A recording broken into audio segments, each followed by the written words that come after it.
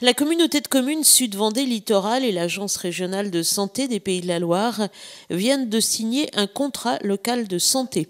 Ce document de travail a pour but de mobiliser les acteurs de la santé du territoire et de réduire les inégalités sociales et territoriales de santé.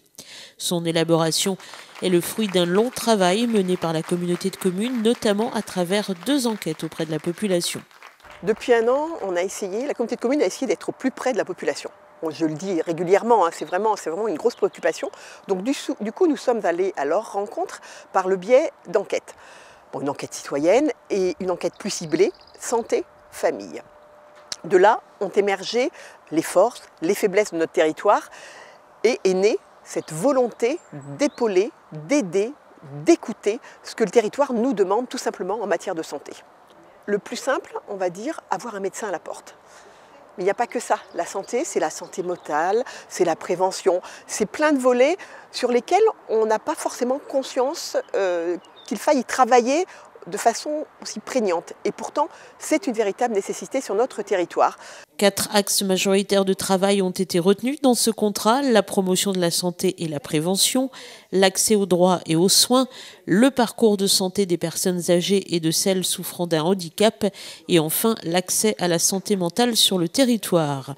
Et pour l'ARS, qui signe ainsi son 5e contrat local de santé en Vendée, il est indispensable de créer cette dynamique d'acteurs pour réussir. C'est indispensable parce qu'aujourd'hui, aider des médecins à s'installer, bien sûr qu'il y a des aides, et elles sont nombreuses, mais si à un moment donné, il n'y a pas une politique d'aménagement du territoire, en matière de transport, en matière de scolarité, en matière du numérique, eh bien ça ne marche pas. Et donc c'est bien une action collective de terrain avec des élus, des professionnels de santé, des administrations, qui autour d'un projet essaient d'apporter des réponses. Voilà une des clés de réussite pour améliorer la santé des habitants de cette communauté de communes.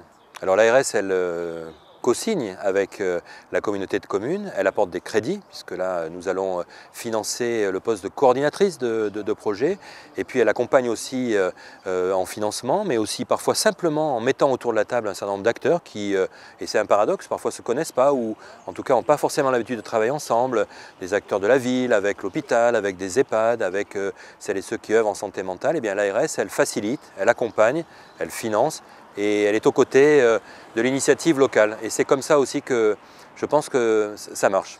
Ce contrat court désormais sur 3 ans et devrait permettre de débloquer des moyens nécessaires et indispensables à la mise en place des projets.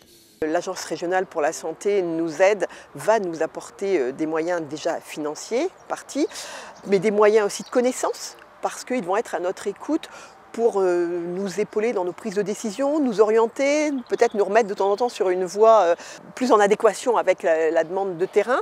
Alors des actions, on réfléchit sur un centre de santé, vous l'avez entendu, on réfléchit sur des maisons de santé, voilà. Mais individuellement, on ne fera rien. Donc c'était important de signer ce contrat pour qu'on soit tous réunis avec une même volonté, promouvoir notre territoire, répondre aux attentes de la population et leur offrir un cadre de soins. Je l'ai dit à un moment, la santé, elle doit être équitable sur l'ensemble de notre territoire. Donc on va essayer de répartir cette richesse sur l'ensemble de nos 44 communes.